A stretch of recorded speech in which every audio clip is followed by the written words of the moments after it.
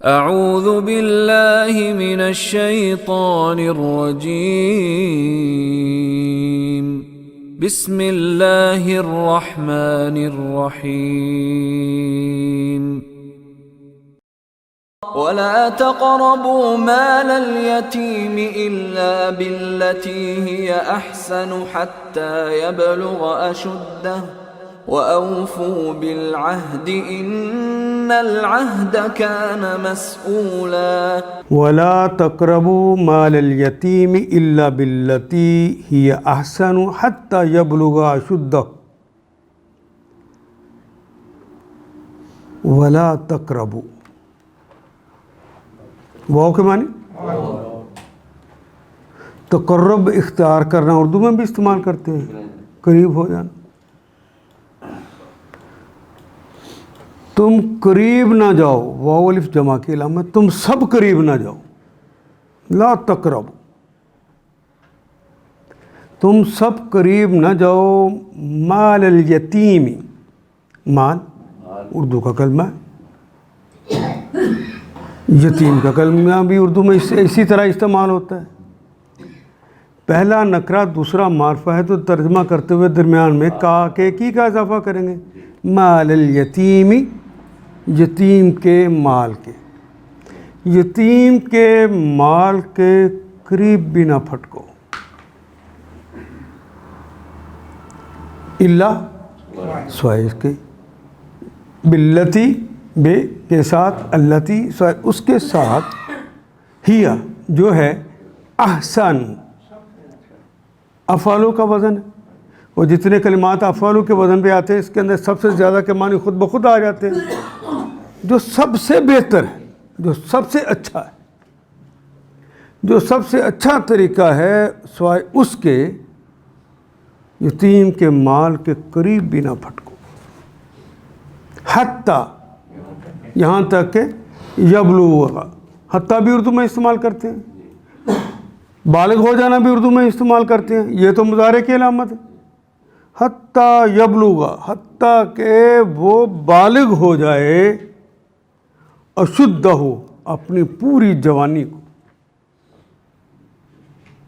پوری شدت میں آ جائے. مال یتیم کے پاس نہ پھٹکو، قریب بھی نہ جاؤ، پھٹکو بھی،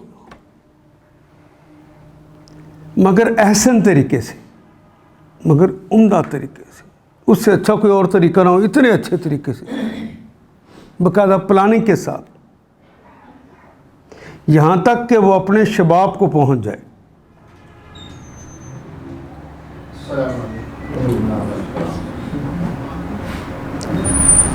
اسلامی حکومت بننے سے پہلے جس قوم کو تیار کرنا تھا اس کے اندر یہ اخلاقی صفت پہلے پیدا کی گئی کہ یتیم کے مال کے قریب بھی نہ پھٹکو. میں یہ بات اس معاشرے میں کہہ رہا ہوں جہاں تلاش کیا جاتا ہے کہاں کہاں یتیم کا پلاٹ پڑا ہوا ہے، کہاں بیوہ کا مال پڑا ہوا ہے. قریب بھی نہ پھٹکو، حتیٰ کہ تم سگے چچا ہو، تم تایا ہو، تم بھائی ہو. وہ یتیم کا جو مال ہے، تمہارے ہی بھائی کا جو مال ہے، تمہارے ہی بھتیجے کا جو مال ہے، تمہارے ہی جو بھانجے کا مال ہے، بنیادی طور پہ اس کی حفاظت منظور ہے. تم اس کے بڑے ہو، تم اس کی حفاظت کے لیے تو اسے سنبھال سکتے ہو، اور بچپن میں ہی اس کو یہ مال دے دو گے تو وہ خود بھی ضائع کر دے گا، لیکن اس مال کی حفاظت بڑی ضروری ہے. اس کو ابھی دینا بھی نہیں. حتیٰ، یہاں تک یبلغ، وہ پہنچ جائے، اشدہ، وہ اپنے جسمانی قوتوں میں اور دماغی قوتوں میں پوری بلوغت میں جب تک نہیں آ جاتا اس وقت تک اس کو مال نہ دو کہ مال کو ضائع نہ کر. گویا اس وقت تک اسے سمجھانا، اس کی تربیت کرنا کہ تم نے یہ مال کہاں لگانا ہے، جب تک اس کا تمہیں پورا تجربہ نہ ہو جائے اس کے بھی حوالے نہ کرو، نہ تم خود اپنے لیے استعمال کرو۔ جنگوں میں کبھی ایسا ہوا کہ بھائی شہید ہو گیا، بھتیجا ہے، اس کا مال ہے، تو لوگ اپنے مال کے ساتھ ملا لیتے، کاروبار کرتے تو گھر چلاتے، تو اس میں بے احتیاطی ہو جاتی اور اس کا حصہ بھی وہ اپنے حصے میں شامل کر لیتے۔ وہ کہتے ہیں ہم ہی ہیں نا، ہم ہی مالک ہیں اس کے۔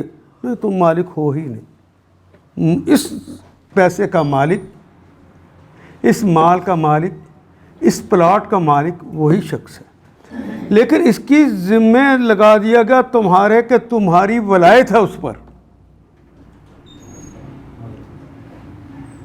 تم بڑے بھائی ہو،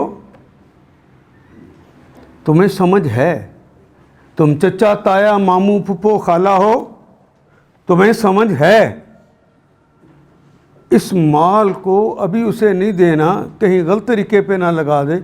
ہاں، اس لمحے میں تم نے اس کی جسمانی بھی اور ذہنی تربیت بھی کرنا،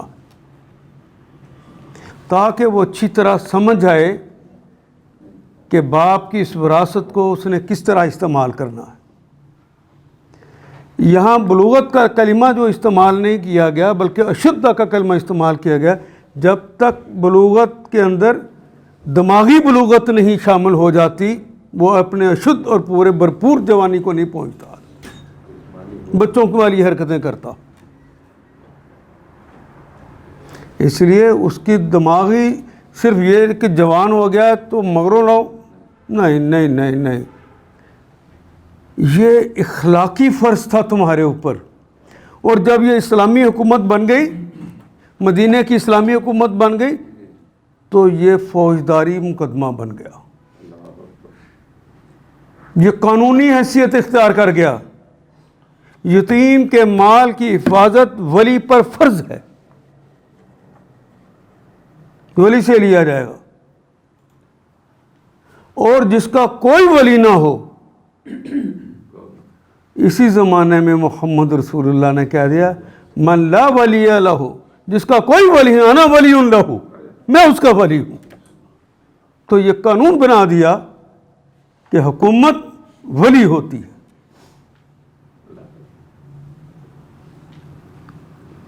حکومت نے اس یتیم کے مال کی حفاظت کرنا ہے، نہ کوئی زبردستی، نہ جبر کے ساتھ، نہ ورلا کر۔ اگر کسی نے اس کے مال کو ہتھیا لیا ہے تو واپس دلانا حکومت کے فرائض میں سے۔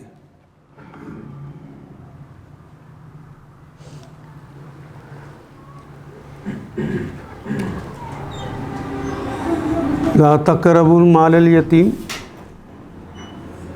جس نے یتیم کے مال میں سے کوئی چیز کھا لی اس نے اپنے اندر آگ بھر لی۔ محمد رسول اللہ۔ اور یتیم کے بارے میں تو کہا کہ میں اور یتیم روز قیامت ایسے ہوں گے، دونوں انگلیوں کو ساتھ ملا کر کہا۔ اور جس کے مال کا دعوے دار خود محمد رسول اللہ ہو جائیں وہ ولی ہیں، تو بتاؤ آخرت میں کوئی بچا سکے گا؟ دنیا میں بھی کوئی نہیں بچا سکے۔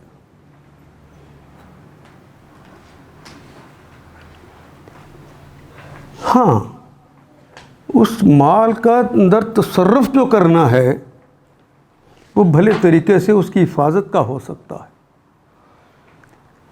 ہاں، سوچ سمجھ کے اس کے مال کو کاروبار میں بھی لگایا جا سکتا ہے۔ پھر اچانک کوئی گھاٹا بھی پڑ سکتا ہے، وہ ٹھیک ہے، کاروبار میں فوائد بھی ہوتے ہیں، نقصان بھی ہوتے ہیں، لیکن یہ سارا اوپنلی ہونا چاہیے۔ شواہد کو پتہ ہو کہ یہ مال کاروبار میں لگا ہے، اور کاروبار میں اتنا مال آیا ہے، اس کی دستاویز ہونی چاہیے، کیونکہ اس پر فوجداری مقدمہ بن سکتا ہے، شہادتیں پوری رہنی چاہیے۔ میں کوئی بات سمجھا سکا جی؟ یتیم کے مال کی حفاظت بھی کرنا اور ساتھ اسے تانے بھی دینا، اس پر احسان بھی دھرنا۔ احسان دھرنے کی بات نہیں ہے، اللہ الٹا لٹکا دیں گے اگر تم نے ایسا نہ کیا تو۔ یہ تمہارے اوپر فرض ہے جب تک اسلامی حکومت نہیں بنتی، اور جب اسلامی حکومت بن جائے تو اسلامی حکومت اس کی ذمہ دار ہوگی۔ اگر یتیم کے مال کی بھی ذمہ دار اسلامی حکومت ہے، جس میں میں اور آپ سانسیں لے رہے ہیں، اس حکومت کے اندر بھی مال کی ذمہ داری حکومت پر ہے یا نہیں جی؟ تو وہ ذمہ داری پوری کر رہی ہے۔ اس کی وجہ کیا ہے؟ یہ اسلامی حکومت تھی ہی نہ، اسلام کی خاطر آپ نے ووٹ دیا تھا، آپ نے ووٹ دیا تھا برادری کی خاطر، تو برادری ہے تو اللہ کے حکم کی خلاف ورزی کرتے ہوئے دیا تھا ووٹ۔ یہ پیسہ لے کر دیا تھا، بیچی تھی اپنی رائے کو، تو یہ اللہ کی خلاف ورزی ہے۔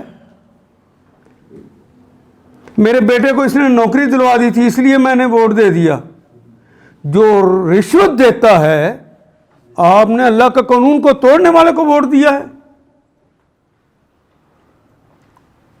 جو وقت سے پہلے ذمہ داری لینے سے پہلے ہی آپ کے کام کر رہا ہے، وہ اس لیے کر رہا ہے کہ آپ کو دھوکہ دے اور ووٹ لے،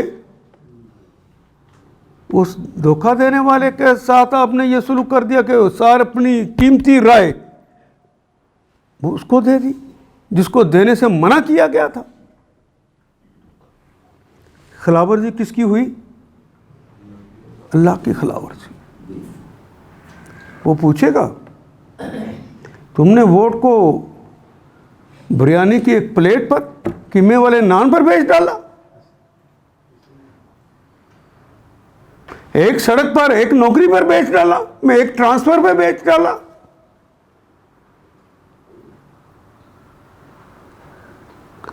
اگر اسلام کی خاطر ووٹ دیا ہوتا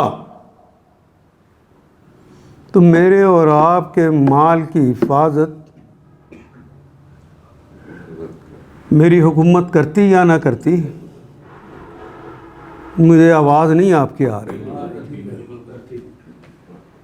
تو نہیں چاہتے کہ آپ کے مال کی حفاظت ہو۔ اب تو بغیرتی کی وہ حد ہو گئی ہے کہ اب ڈاکو صرف مال نہیں آ کے لوٹتا، ساتھ عزت بھی لوٹ کے جاتا۔ نہ عزت کی حفاظت ہے، نہ مال کی حفاظت ہے۔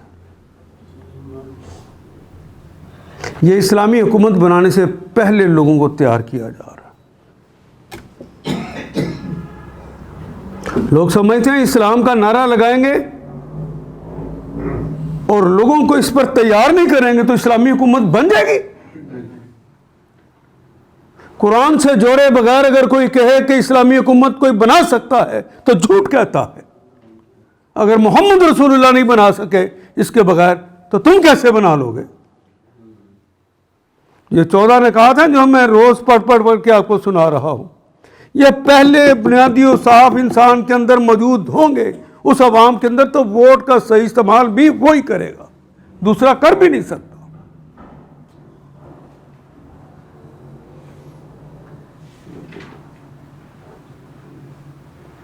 لوگ سمجھتے ہیں کہ بس درس قرآن ثواب، یہ انقلاب ہے، یہ تبدیلی اور ارتقاء ہے، یہ دنیا جو دل کی دنیا ہے اور دماغ کی دنیا، اس کو بدل دینے کا نام ہے، ایک نئی زندگی اور ایک طرز طریقہ کا نام ہے۔ اس کے لیے کوشش کرنا پڑے گی۔ نہ چھو منتر سے پہلے ہوا ہے کہ فلاں کی برکت سے ہو جائے گا، تو محمد رسول اللہ تو خود موجود تھے، سر کا خون پاؤں تک بہایا, مارے کھائیں. یہ اسراء کی سنت ہے.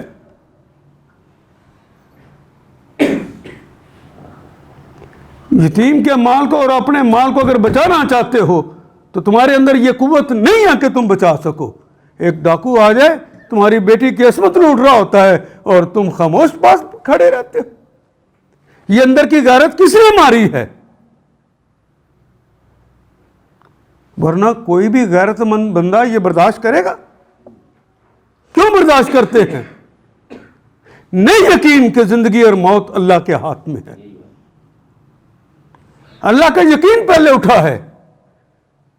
ہم سمجھتے ہیں کہ بندوق کی گولی اس نے جو میری طرف کی ہوئی ہے, اگر میں نے اس کے لیے ذرا سا بھی احتجاج کیا تو یہ مجھے گولی مار دے گا. حالانکہ زندگی اور موت کس کے ہاتھ میں ہے؟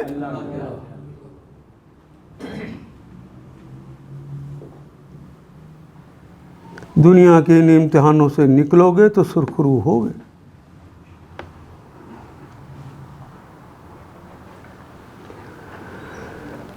ہاں, تم اس کے مال کے اندر تصرف کر سکتے ہو, اس کے مال کی حفاظت کرنے اور اس کو بڑھانے میں, اس کو نشو و نما دینے میں,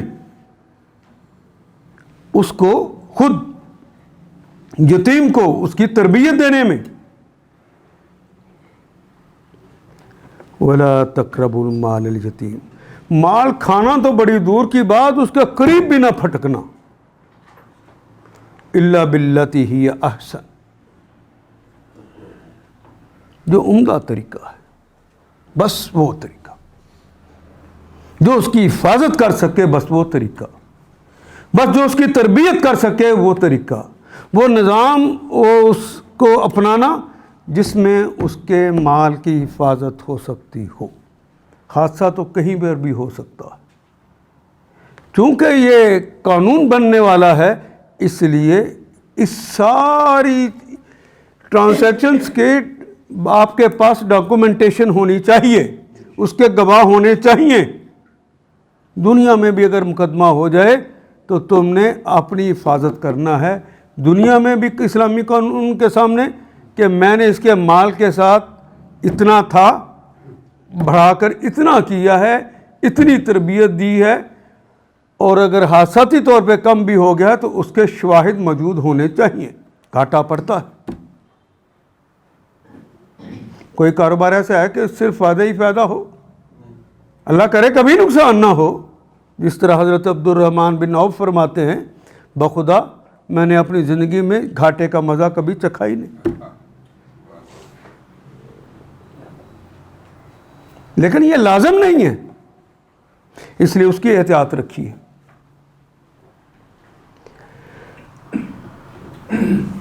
حتی یبلغ اشدہ, کبھی ایسا بھی موقع آتا ہے کہ آدمی کہتا ہے یار اس کے مال کا وبال بڑا ہے, قیامت کے روز اس کی باز پرس بہت ہے, تو میں اپنے آپ کو کیوں امتحان میں ڈالوں, میں اسی کے حوالے کر دوں. کہا خبردار, واپس بھی نہیں کرنا اس کو, اس کی حفاظت بھی کرنی ہے, اس کو بڑھانے کے لیے کوشش بھی کرنی ہے. یہی احسن ہے. تمہارے پاس مال ہو تو اس کو بڑھانا چاہتے ہو, کیونکہ یہی عمدگی ہے. تمہارے پاس مال ہو تو تم اپنے مال کی حفاظت کرنا چاہتے ہو, تو تم نے یتیم کے مال کی حفاظت بھی کرنا ہے اور بڑھانا بھی. تمہارا اپنا بیٹا ہو جس کو تم نے کاروبار کروانا ہے, تو اس کی تربیت نہیں کرو گے, اسے کام نہیں سکھاؤ گے تو وہ کاروبار کر لے گا. اس یتیم کی تربیت بھی کرنا ہے, یہ بھی تمہارے ہی ذمہ. اور اگر اسلامی حکومت بن جاتی ہے تو اس کا ولی میں ہوں, محمد رسول اللہ کہتے ہیں. اسلامی حکومت ہے, یہ سارے کام پھر اسلامی حکومت کرے گی. اس کا سارا مال, اس کی ذمہ دار, اس کی ضامن وہ حکومت ہوگی. حکومت اس کے مال کو بڑھائے گی. پھر حکومت اس کو اس وقت دے گی جب وہ اس قابل ہو جائے گا کہ خود کام کو استعمال کر سکے. کفالت کا یہ خوبصورت نظام آپ کو پسند نہیں ہے؟ تو پھر کیوں نہیں اس کے لیے کوشش کرتے؟ مجھے تو حیرانی اس بات کی ہے، جو یتیم کے مال کی بھی اس قدر حفاظت کرتا ہے تمہارے مال کی نہیں کرے گا؟ کسی کو لوٹنے دے گا؟ کہا کہ کسی نے کسی کا مال چوری کیا ہے، ہاتھ کاٹ دو اس کے. پھر کیا ہے دوسرا ہاتھ بھی کاٹ دو اس کا.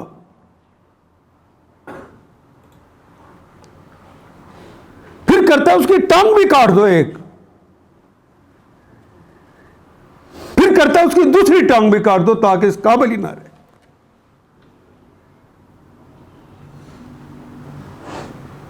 لیکن مال کی حفاظت کرنا، جو مال کی حفاظت میں مارا جائے وہ شہید محمد رسول اللہ نے کہا.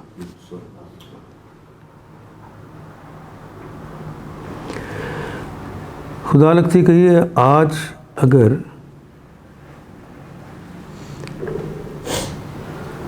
کوئی ڈاکو آئے اور کنپٹی پہ پستول رکھ دے اور آپ کو کہے کہ اپنی جیب خالی کر دو، اپنی یہ کار مجھے دے دو، تو ہمارے عقل مند اور سمجھدار لوگ کیا سمجھاتے ہیں؟ یار کار تو پھر بھی آ جانی ہے، پیسے تو پھر بھی آ جانے، جان تو نہیں آنی، اس لیے چپ کر کے پیسے دے دو، کہتے ہیں.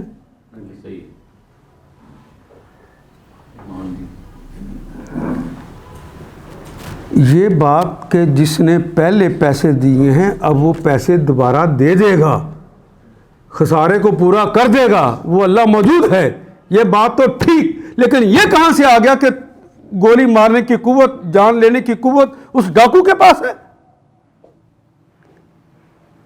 یہ کہاں سے آپ نے لے لیا؟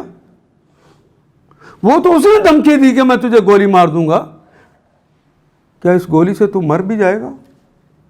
کیا گولی تجھے لگ بھی جائے گی؟ کیا اسے ٹریگر دبانے کی میں قوت بھی دوں گا؟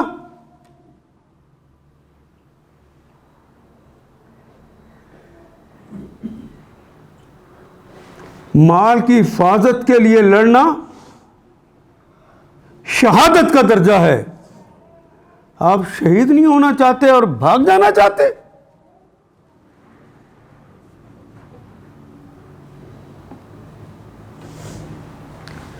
میں ایک زمانے میں جیل روڈ پر پڑھا رہا تھا. میں نے نئی کلٹس لی، اس وقت بالکل پہلا ماڈل تھا، 2002 کا. گاڑی لے کر گیا، کوئی 7واں-8واں دن ہوگا نئی گاڑی کو. لاہور کالج کے سامنے جو بس سٹاپ ہے وہاں پہ اشارے سے پہلے ایک لڑکا کھڑا ہے، اس نے مجھے ہاتھ دیا.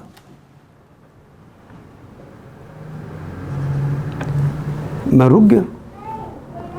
اس نے کہا میں نے اردو بازار تک جانا ہے. میں کلاس پڑھا کے واپس آ رہا تھا. اردو بازار تک جانا ہے. میں کہا نہیں بھائی میں نے تو ایم یو کالج سے مڑ جانا ہے. اس نے بڑی بے بسی سے کہا اچھا اگلا میں پھر پیدل چل لوں گا. میں نے دروازہ کھولا، وہ بیٹھ گیا.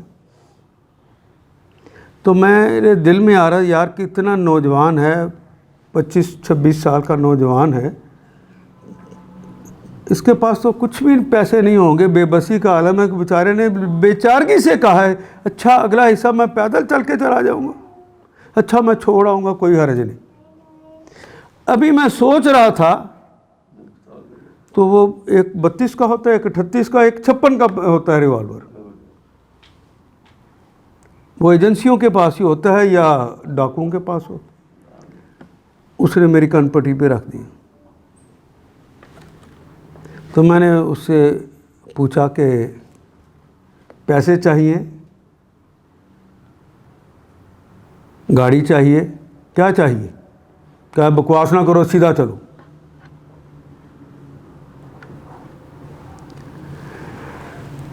اور عطاء الرحمن ثاقب قرآن کا کام کر رہے تھے پہلے، وہ شہید ہوئے. ملک مرتضیٰ صاحب شہید ہو گئے ایک ہی ہفتے کے وقفے کے بعد، یہ اس سے اگلا ہفتہ تھا. تو میں نے کہا اس کا مطلب قرآن کے کام کو کرنے والوں کو مار رہے ہیں. تو اگر میں نے اس کی بات مان لی تو رب مجھے پوچھے گا لوگوں کو پڑھاتے ہو کہ لوگوں کی زندگی اللہ کے ہاتھ میں ہے، وہ زندگی دیتا ہے، وہی موت دیتا ہے. تو اس نے کہا کہ میں کنپٹی پہ رکھا ہوا ہے تو وہ یہ کہتا میں مار دوں گا، تو تم اس سے ڈر گئے ہو؟ تو اس کے تو بس میں نہیں ہے، جس کے بس میں نہیں اس سے ڈر رہے ہو. ان کا سیدھا چلو. میں نے وہیں پر سائٹ پر کر لیا. سائٹ پر کرتے کرتے اللہ نے ہمت دی تو میں نے ایک دم وہ جو 56 کا ریوالور ہوتا ہے وہ ہوتا ہی بڑا ہے، تو ایک دم میں نے اس کے دونوں ہاتھوں سے پکڑ لیا اور زیادہ سے زیادہ 1 یا 2 سیکنڈ لگے ہوں گے. نالی کا رخ اس کی طرف تھا. یہ اس کی مہارت تھی کہ اپنی ٹانگ کے ساتھ اس نے دروازہ کھول لیا. مجھ سے چھڑا تو نہیں سکا وہ، لیکن اس نے دروازہ کھول لیا. یہ اس کی مہارت تھی. دروازہ کھول کے اس نے باہر ریسٹ پہ پاؤں رکھ کر زور سے کھینچا ہے. اتنے میں پیچھے سے ایک آ کے گاڑی لگی، جھٹکا لگا، میرا ہاتھ چھوٹ گیا اور وہ اپنا ریوالور لے کر بھاگ گیا. اگر مجھے یقین نہ ہوتا کہ میری زندگی میرے مالک کے ہاتھ میں ہے اور میں گاڑی اس کو دے دیتا، تو لوگ گاڑی لے کر بھی مار دیتے ہیں یا نہیں مار دیتے؟ ابھی کل کی بات ہے، یہ تو کل کے اخبار میں نے پڑھا. آخرت کی سزا بھی میں لیتا، دنیا کی بھی سزا لیتا.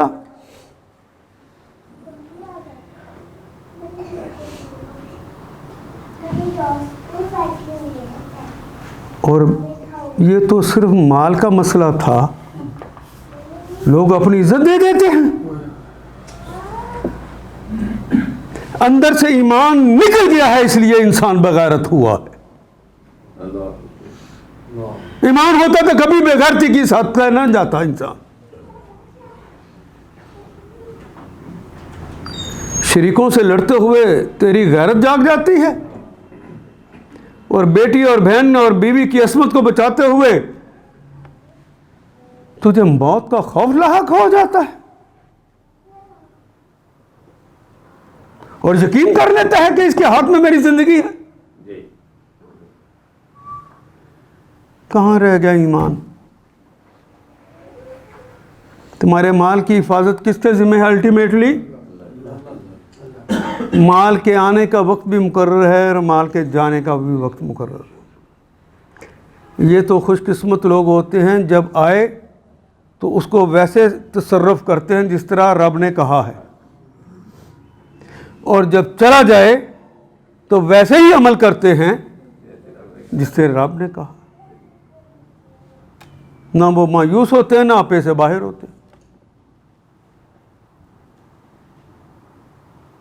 تمہارا محافظ موجود ہے، وہ حی القیوم ہے، وہ قوی العزیز الجبار المتکبر ہے. اس محافظ کی موجودگی میں ایک کمزور انسان سے ڈر کے میں اس کی اصلاح کرنا چاہتا ہوں. گھروں کے اندر بزرگ لوگ، دادا جان، نانا جان، گھر کے بڑے لوگ، وہ یہ سمجھاتے ہیں جان بہت عزیز ہے، جان کی کوئی بات نہیں، چیز چلی گئی یہ تو آ جائے گی، لیکن اس نے نہیں آنا. نہ چیز اپنی مرضی سے جاتی ہے، نہ چیز اپنی مرضی سے آتی ہے. یہ رب ہی امتحان لے رہا ہوتا ہے. ناکام تم ہو رہے ہوتے ہو، کامیاب تم ہو رہے ہوتے. تمہارے رویے ہیں جو تمہیں کامیاب کرتے ہیں، تمہارے رویے ہیں جو تمہیں ناکام کرتے ہیں. تمہارے رویے اگر وہ ہیں جو رب نے کہے ہیں تو تم کامیاب ہو گئے، اور اگر تمہارے رویے وہ ہیں تو مایوسی، قنوطیت یہ تمہارے اندر داخل ہو جائے گی. پھر ڈپریشن، پھر اگلا مرحلہ فرسٹریشن، پھر تمہاری زندگی اجیرن ہو جائے گی، تم پاگل ہو جائے۔ تو رب پر ایمان کافی نہیں ہے؟ تمہارا محافظ کون ہے؟ تمہارا محافظ کون ہے؟ اور دنیا میں، اسباب کی دنیا میں، ہر ولی جس کا وہ ولی ہے اس کے مال کا محافظ ہے، اور حکومت اپنی رعیت کی ولی ہوتی ہے، وہ محافظ ہے۔ تمہارے نفع کا مالک کون ہے؟ خسارے کا مالک کون ہے؟ اگر اسی نے لکھا ہے کہ تمہارے یہ گاڑی چلی جائے، تمہیں کیا اعتراض ہے؟ تم چاہو بھی تو وہ لے جائے گا۔ اگر وہ نہیں چاہتا تو کوئی دنیا کی قوت لے کے جا سکتی ہے؟ تو ایمان کیسے متزلزل ہو گیا؟ اس ایمان کی قوت کی ضرورت ہے، پھر اسلامی حکومت کا تحفہ اللہ دے گا۔ یہ صحابہ کو بھی نہیں ملا اس سے پہلے، آپ کو کیسے مل جائے گا؟ زندہ باد مرد آباد کے نعرے لگانے سے مل جائے گا؟ قیمے والے نانوں سے مل جائے گا؟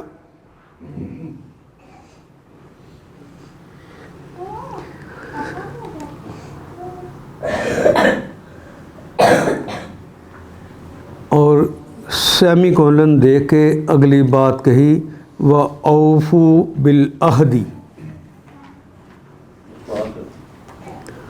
وہ کے معنی وفا کا کلمہ اردو میں کبھی سنا ہے؟ عہد کو پورا کرنے کا نام ہی وفا ہے۔ آپ نے اے نے بی سے دوستی کا عہد کر لیا، اس عہد کو پورا کرنا ہی وفا کرنا کہلاتا ہے۔ شوہر نے بیوی کو اپنا لیا، اس عہد کو پورا کرنا ہی وفا کہلاتا ہے۔ گاہک نے پیسے دیے اور کہا کہ اتنی میٹر یہ چیز دے دو یا اتنے کلو یہ چیز دے دو، جو معاہدہ ہوا ہے اس معاہدے کو پورا کرنا ہی وفا کہلاتا ہے۔ اور وفا یفی وفاءً، وفا اس نے وفا کی، اس نے عہد پورا کیا۔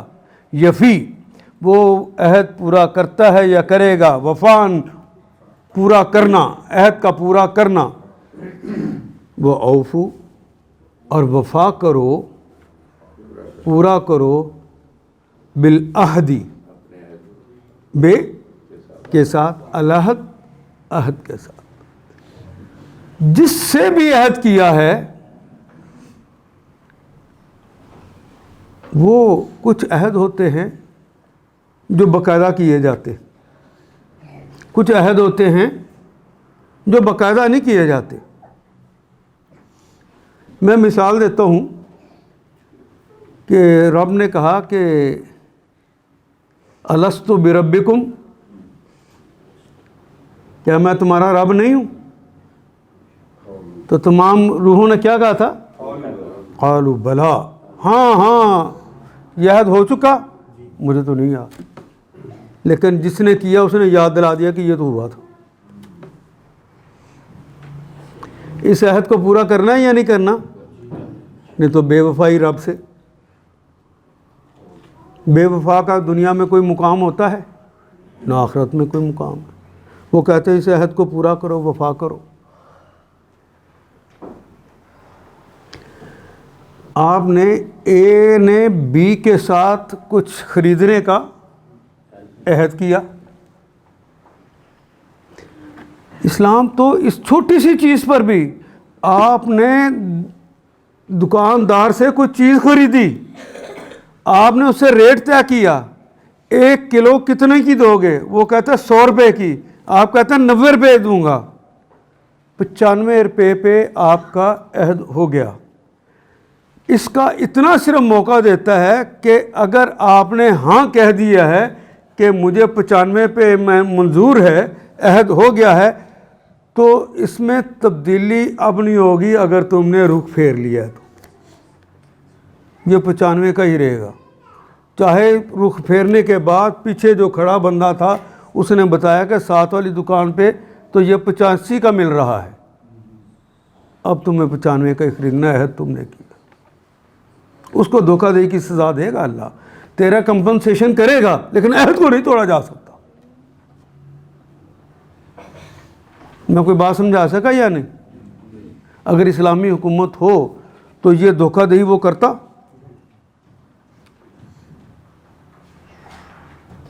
اس اسلامی حکومت کی آپ کوئی ضرورت ہی نہیں محسوس 75 سالوں میں نہیں کی۔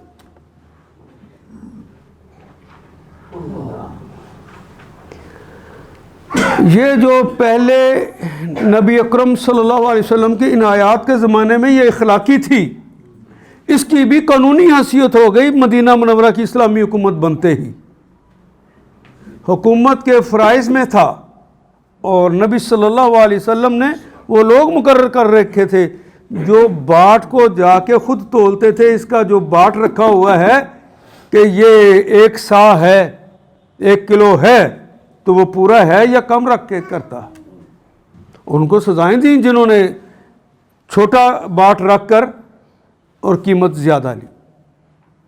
اس نے عہد کو توڑا ہے، بظاہر اس نے عہد کر لیا کہ 100 روپے کی چیز دوں گا کلو، لیکن وہ عہد کرنے کے بعد اب یہ دکاندار یہ عہد کو توڑتے ہوئے باٹ کو چھوٹا رکھتا ہے تاکہ وہ 16 چھٹانک کی بجائے 15 چھٹانک دے۔ دھوکہ دیا۔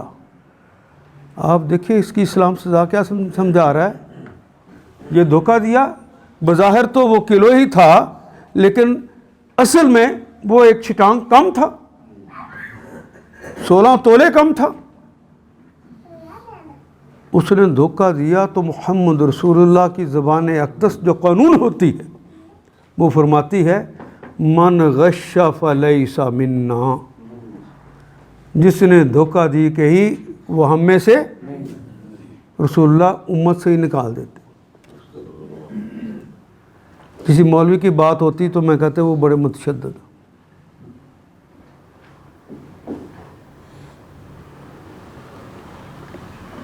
یہ حلیم اور صابر نے کہا ہے، یہ عادل نے کہا ہے، یہ منصف نے کہا ہے۔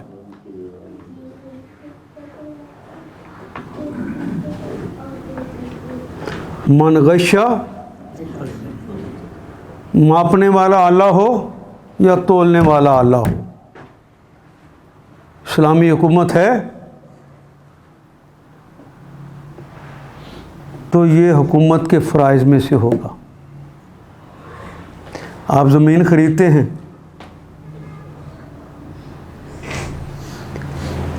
زمین بڑی مہنگی ہوتی ہے، وہ فیتا مارتے ہوئے صرف فیتے کی تبدیلی کے ساتھ پیمائش میں غلطی آ جاتی ہے۔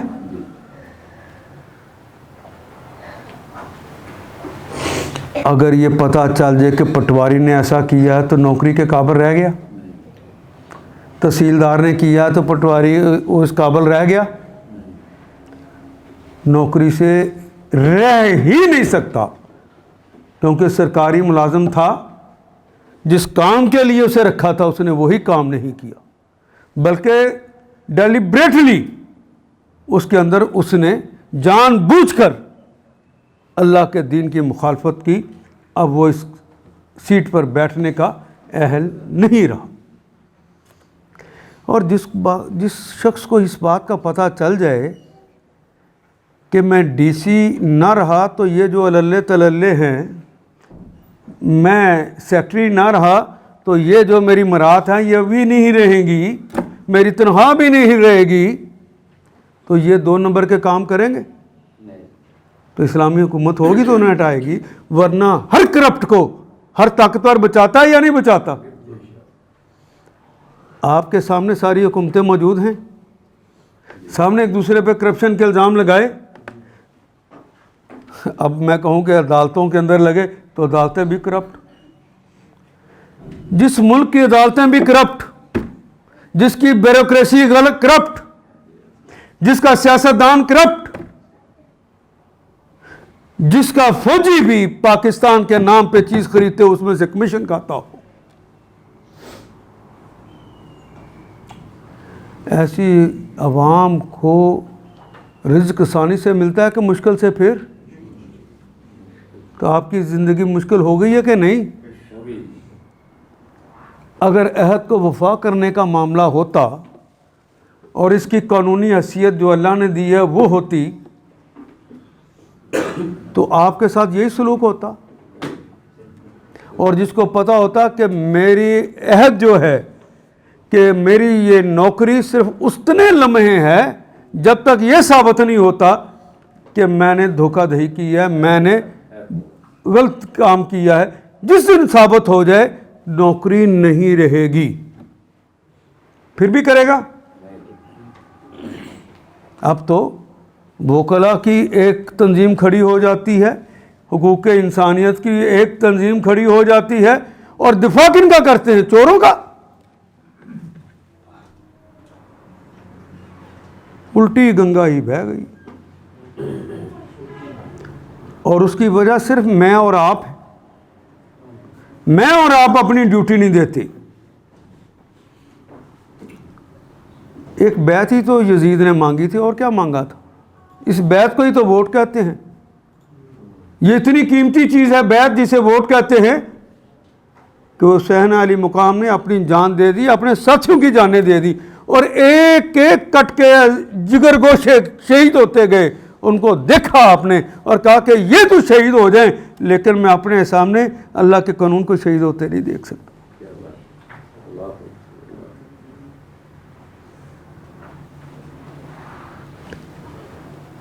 ہمارا رویہ ہی 75 سال، یہ 75 سال چلو گزر گئے، کیا 75 سال اور گزارنے ہیں؟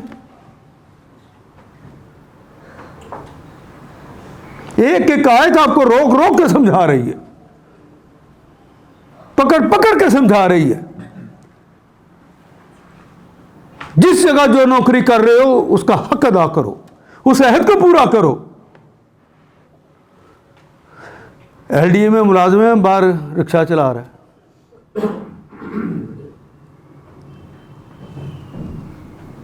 میری حکومت آئی ہے تو میں نے اسٹیل مل کے اندر 200 اپنے نعرے لگانے والے داخل کر دی ہیں. دوسرے کی حکومت آئی ہے تو 500 اس نے داخل کر دی ہیں. تیسرے کی حکومت آئی ہے 500 اس نے داخل کر دیے ہیں. اگر کسی ادارے پہ بوجھ اس طرح بڑھا دیا جائے تو ادارہ قائم رہ جائے گا؟ تمہاری پی آئی اے کا کیا حال ہوا ہے؟ اسٹیل مل کا کیا حال ہوا ہے؟ یہ سب اداروں کے ساتھ ہو رہا ہے، یہ سب اداروں کے ساتھ ہو رہا ہے.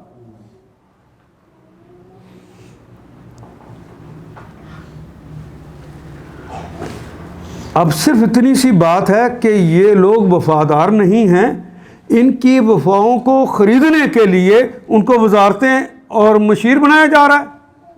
پتہ ہے کہ یہ وفادار نہیں ہے، ان کو خریدا جا رہا ہے. اسلامی حکومت اس کو کہتے ہیں کہ وفا والے کو لگاتے ہیں. دنیا میں جو بڑی حکومتیں گزری ہیں ان میں ایک بڑی حکومت جس نے دنیا کے ایک بڑے حصے پہ حکومت کی وہ سلطان محمود غزنوی رحمہ اللہ تعالیٰ کی تھی. یہ پاکستان، یہ ہندوستان، یہ پورا ایران، یہ پورا افغانستان، شمالی ترکستان، یہ سارے کا سارا ایک سلطنت کے تحت تھا. تو ان کے وزراء کی تعداد صرف 6 تھی.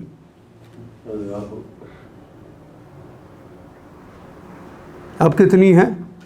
85. صرف اس لیے کہ انہیں پتہ ہے یہ وفادار نہیں ہے. جو وفادار نہیں ہو وہ تمہارا سربراہ ہونے کے قابل ہے؟ وہ تمہارا وزیر ہونے کے قابل ہے؟ کیوں اپنے سر پہ بٹھا رکھا ہے؟ ایسے نظام کو اٹھا کر پھینک کیوں نہیں دیتے؟ ایک پرچی کی مار ہے، اس کی حیثیت کیا ہے؟ لیکن اس پرچی کا استعمال آپ غلط کرتے ہیں، غلط جگہ پہ. میرے دادا، میرا ابو، ہم سب ان کو ووٹ دیتے تھے، لہٰذا ہم انہی کو دیں گے. تو یہ تو مشرکین مکہ کا قول ہے کہ ہکذا وجدنا آباءنا، ہمارے ماں باپ ایسے کرتے تھے ہم بھی ایسے کریں گے۔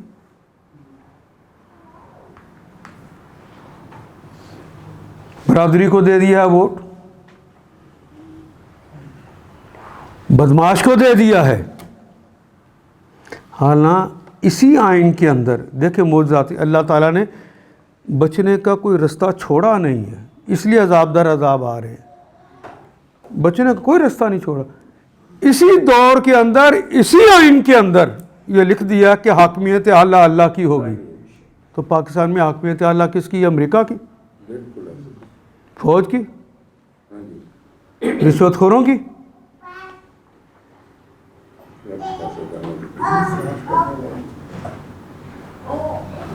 یہ سارا کیسے ہو گیا ہے؟ چھو منتر سے ہو گیا ہے کہ میرے اور آپ کے غلط استعمال سے ہوا ہے۔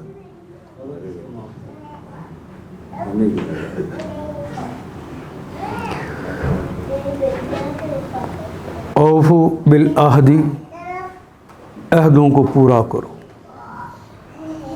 عہد کیا ہے آپ کا کی حکومت کے ساتھ، اپنے ملک کے ساتھ، کہ ہم اپنے آئین کے وفادار رہیں گے۔ تو اس عہد کو پورا کرنے کے لیے جو گروہ اللہ کی حاکمیت کو مانتا ہو اور اس کے علاوہ کسی کی حاکمیت کو نہ مانتا ہو، کچھ لوگ ہیں جو اللہ کی حاکمیت کو بھی مانتے ہیں، ساتھ امریکہ کی حاکمیت کو بھی مانتے ہیں، ہر طاقتور کی حاکمیت کو بھی مانتے ہیں۔ جو صرف اللہ کی حاکمیت کو مانتا ہو وہ وفادار۔ ہمارا یہ اس آئین کے اندر ہی رہتے ہوئے جب ووٹ بھی دینا ہے تو لکھ دیا گیا ہے 62 کے اندر کہ ووٹ دیتے ہوئے تم نے دیکھنا ہے جو آدمی الیکشن پہ کھڑا ہو رہا ہے، جس کے اوپر تم نے ووٹ دینا ہے، اس کی ظاہری زندگی، اندر کی زندگی رب جانے، اس کی ظاہری زندگی اسلام کے خلاف نہیں ہے، وہ اس کا اسلام کے عین مطابق گزار رہا ہے۔ آپ کے یہ MNAs, MPAs, یہ سارے اسلام کے مطابق زندگی گزار رہے ہیں، تو کیسے ووٹ دے دیا؟ بدعہد کو دے گئے تو بدعہدی تو ہوگی، بد کردار کو دو گے تو بد کرداری تو ہوگی۔ اب اپنے ٹی وی کے ذریعے، ریڈیو کے ذریعے جو بد کرداری وہ پیدا کر سکتے ہیں، کر رہے ہیں یا نہیں کر رہے؟ ان کا قصور ہے کہ تمہارا؟ ہمارا قصور۔ میں سیاستدان نہیں ہوں کہ میں آپ کو راضی کرنے کے لیے کہوں ان کا قصور ہے۔ بنیادی قصور کس کا ہے؟ کیوں ایسا لیڈر چنا؟ کیوں عہد باندھا اس کے ساتھ؟ 63 کے تحت ہم نے آئین کی شک کے تحت یہ کہا کہ ہم اس کو دیں گے جس کام کے لیے چنا جا رہا ہے اس کی صلاحیت رکھتا ہو۔ پارلیمنٹ کے اندر جو جا کے کام کرنا ہے وہ ہے قانون سازی۔ کیا آپ کے ایم این ایز قانون سازی کو سمجھتے ہیں؟ اور اس کی حاکمیت تو اللہ کی ہے، تو قانون سازی تو قرآن و سنت کے مطابق انہیں آنی چاہیے۔ کیا انہیں قرآن اور سنت آتی ہے؟ پھر ووٹ کیوں دیا؟ اسی آئین کے تحت جو اس آئین کی خلاف ورزی کرتا ہے وہ غدار کہلاتا ہے، اس کی سزائے موت ہے۔ آپ نے اس آئین کی خلاف ورزی کی، سزائے موت کے مستحق آپ ہیں، اس لیے آپ کو ہر لمحے موت کے اندر ڈبویا جاتا ہے۔ دوائیاں بھی ملتی ہیں تو مرنے والی، مہنگائی بھی اس لیے کہ تمہارے زندگی کو ختم کرنے کے لیے قریب ترک تمہیں کر دیا جائے، دکھ اور تکلیفیں تمہیں اس لیے دیے جاتے کہ تم اس کے مستحق ہو چکے۔ کوئی مجھے کہے کہ میں گھر میں بہت پرسکون ہوں، کہ باپ بیٹے سے نالا نہیں ہے, بیٹا باپ سے نالا نہیں ہے, بیٹی ماں سے اور ماں بیٹی سے نالا نہیں ہے, خامند بیوی کے آپس میں جھگڑے نہیں ہیں. بتاؤ مجھے کوئی اگر ایسا ہے. یہ سارا اس لیے ہو رہا ہے کہ ہم بد عہد ہو گیا, اللہ سے عہد کر کے توڑتے. جس وقت نکاح کیا تھا بیوی سے اس وقت یہ کہا تھا میں اس کو تھپڑ بھی ماروں گا؟ اس عہد میں یہ بات تھی کہ میں اس کو ذلیل بھی کروں گا, میں اس کے گھر والوں کو بھی ذلیل کروں گا؟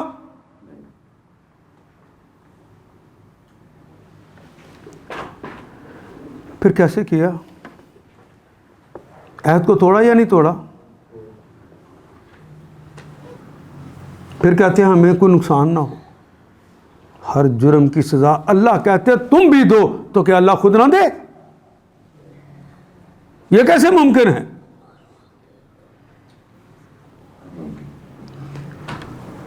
اوفوا بالعہد, یہ نیشنل لیول پر بھی اور انٹرنیشنل لیول پر بھی مسلمانوں کے قانون میں ایسا ہی ہے کہ عہد جہاں ہو جائے گا اسے وفا کرنا ہے.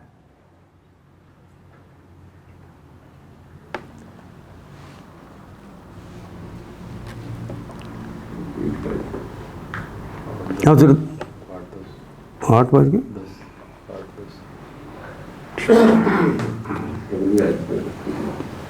پہلے یہ تو ہو جائے گی. مجھے تو یہ ہے کہ مجھے پتہ ہوتا کہ میں نہیں سمجھا سکا. 75 سال کا زنگ میں مٹا سکوں گا اتنی دیر میں؟ میں رب سے دعا ہی کر سکتا ہوں, میں رب سے دعا ہی کر سکتا ہوں. اسلام کے قانون میں یہ موجود ہے کہ مسلمان کسی پر حملہ کریں گے انٹرنیشنل بارڈرز کے اوپر تو اعلان کر کے پھر کریں گے, ویسے حملہ نہیں کریں گے. جو عہد کریں گے, اگر عہد کیا ہے کہ ہم تمہاری سرحدوں کی حفاظت کریں گے یا صلح کا عہد کر رکھا ہے تو صلح کے عہد کو وفا کریں گے.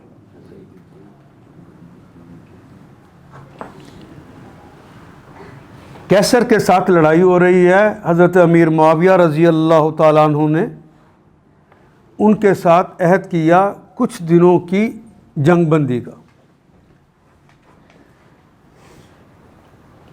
جنگ بندی کا عہد ہوا تو جنگ رک گئی. عہد کو وفا کرنا ہے. جس تاریخ تک ہوا حضرت معاویہ رضی اللہ تعالیٰ عنہ نے کہا کہ تاریخ تو آج ختم ہو گئی, چاند نکل آیا ہے تو وقت ختم ہو گیا. تو اسی وقت انہوں نے فوجیں داخل کرنی شروع کر دیں. تو آپ کو پتہ ہے پہلے تو علاقوں کے اندر کھلا علاقہ ہوتا ہے, زمین آباد جو ہوتی ہے وہ فاصلوں پہ ہوتی ہے. یہاں آج کے دور میں بھی پاکستان اور ہندوستان کے درمیان دونوں طرف زمینیں. تو انہوں نے اپنے ہراول دستے داخل کر دیے اور شروع ہو گئے. اتنے میں دور سے عمر بن ابسا بھاگتے ہوئے آ رہے ہیں گھوڑے پر, اور تیز گھوڑے کو دوڑاتے ہوئے ہاتھ اوپر کیا ہوا ہے اور آوازیں لگاتے جا رہے ہیں, وفان لا غدرن, وفان لا غدرن. حضرت امیر معاویہ نے سنا تو وہی رک گئے. کہا امیر المومنین کا حکم ہے کہ وفا کرنی ہے, غدر نہیں کرنا. انہوں نے کہا ٹائم ختم ہو گیا تھا, اندر داخل ہوئے تھے. کیا مسلمانوں نے یہ عہد نہیں کر رکھا کہ جب حملہ کریں گے اس سے پہلے اعلان کریں گے؟ تم نے اعلان کیا تو ان کی زمین اتنی پہلے ہی فتح کر لی, ان کو پتہ بھی نہیں. باہر نکلو. تو امیر معاویہ وہاں سارے علاقے کو چھوڑ کے واپس آ. کسی کے پاس یہ وفا ہے؟ اتنا خوبصورت دین کہاں سے لاؤ گے؟ امیر المومنین عمر بن خطاب رضی اللہ تعالیٰ عنہ فلسطین کے اندر لڑ رہے ہیں. ایک علاقہ فتح کر لیا. فتح کرنے کے بعد فلسطین کا بیشتر حصہ دفع غربیہ سارا فتح ہو گیا, لیکن رومیوں کے مقابلے پہ اتنا علاقہ جیت کے تو آپ نے وہاں پہ اسلامی قانون کے مطابق غیر مسلموں سے جزیہ لے لیا. یہ جزیہ لیا جاتا تمہاری حفاظت کریں گے جس طرح ہم مسلمانوں کی حفاظت کریں گے, یہ ہمارے ذمے ہو جائے گا, ہم تمہاری حفاظت کریں گے, تو اس کے لیے تمہیں جزیہ دینا ہوگا. تو جزیہ ان سے لے لیا. لیکن روم کی حکومت کے اندر وہ اپنے قوت کے ساتھ نہ چل سکے اور ڈر تھا کہ ہم شکست کھا جائیں گے, تو ریٹریٹ ہونا تھا. تو ریٹریٹ ہونے سے پہلے کہا جس سے جزیہ لیا پہلے اس کے گھر وہ جزیہ پہنچا کے اور کہو کہ ہم نے تمہاری حفاظت کا ذمہ لیا تھا لیکن ہم تمہاری حفاظت کرنے کے اہل نہیں رہے, اپنے پیسے واپس لے لو. کسی کے پاس ایسا عہد کو وفا کرنے کا کوئی بھی نمونہ موجود ہے؟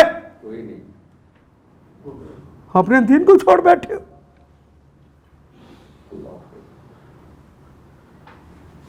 سویلائز کی بات ہو تو کبھی امریکہ اور کبھی فرانس اور کبھی کس کو اور کبھی یورپ کو کہتے ہو.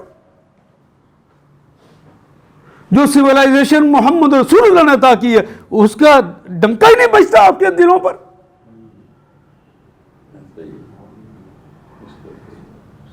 کیا ہو گیا ہے؟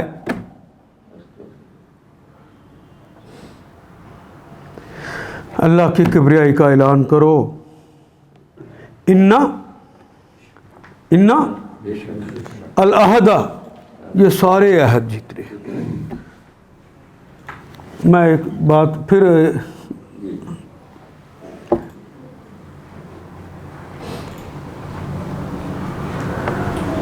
شادی کوئی بھی مرد کسی عورت سے کہ وہ محرمہ نہ ہو اسے کر سکتا,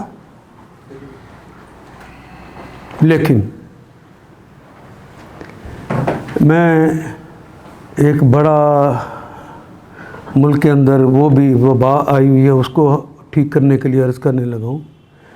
جب کسی استاد کے پاس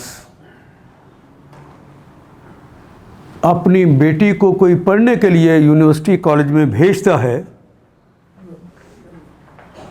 عہد نہیں ہوتا, خاموش عہد یہ ہوتا ہے کہ یہ استاد ہے, اس کی حیثیت باپ کی ہوگی, میری بیٹی کو اپنی بیٹی سمجھے گا. یہ خاموش عہد ہے.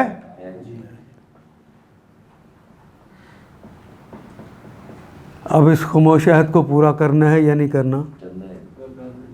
تو شادیاں کیسے کر لیتے ہیں؟ شادی کرنے سے پہلے نظر خراب کی تھی تو شادی کی طرف چلے ہونا. اس پہ بری نظر ڈالنے کی تمہیں اجازت کہاں سے مل گئی تھی؟ وہ تو بیٹی تھی.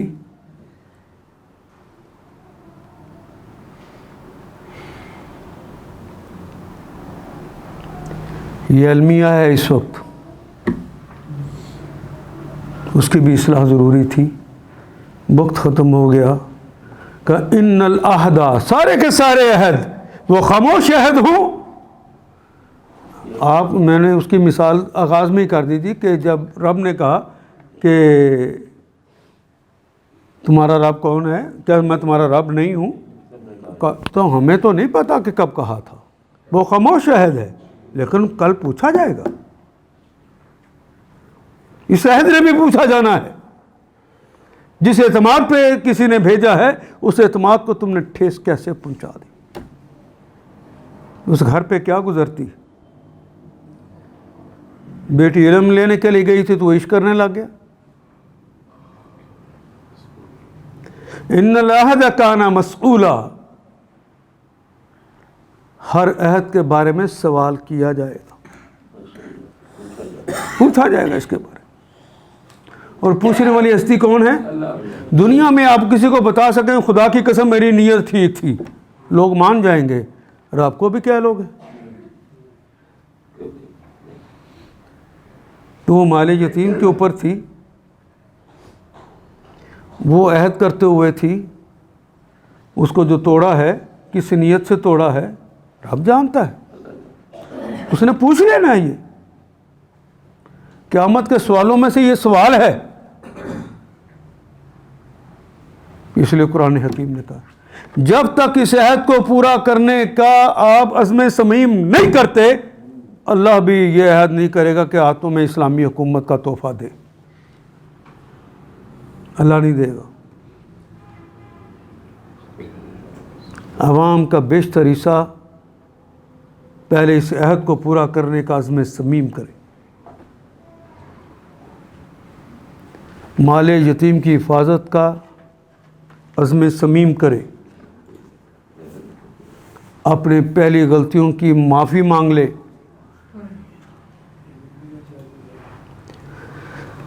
اللہ اکبر۔ میرا بس وقت ختم ہو گیا، یہیں سے انشاءاللہ اگلی کلاس کا آغاز کریں گے۔ اللہم صلی علی محمد وعلی آل محمد۔ ان آیات کو ایک دفعہ پھر تلاوت خود کیجیے، عربی و مبین پڑھتے ہوئے دیکھیے کیا بات پوری اندر اتر رہی ہے، کیا یہ اردو کے سانچے میں ڈھلتی گئی ہیں عبارتیں۔ اگر بات سمجھ آنی شروع ہو گئی تو الحمدللہ یہی ہمارا ہدف ہے، اور یہ ہدف پورا ہو گیا۔ اللہ میرا اور آپ کا حامی و ناصر۔ الف لام